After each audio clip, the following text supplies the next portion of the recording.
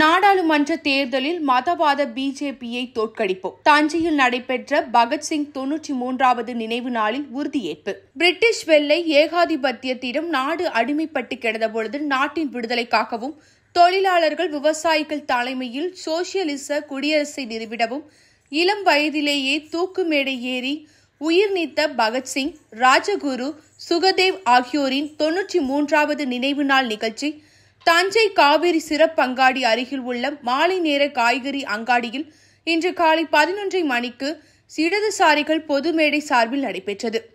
நிகழ்ச்சிக்கு இந்திய கம்யூனிஸ்ட் கட்சி மாவட்ட நிர்வாக குழு உறுப்பினர் வே. சேவையா தலைமை வகித்தார். இடதுசாரிகள் பொது மேடை ஒருங்கிணைப்பாளர் துரை மதிவாணன், சமூக ஆர்வலர் விசிறி சாமியார் முருகன், மார்க்கெட் சங்க நிர்வாகிகள் எம். பாலமுருகன், ஆயூப் கான், வெங்கடேசன் ஆகியோர் பங்கேற்றனர்.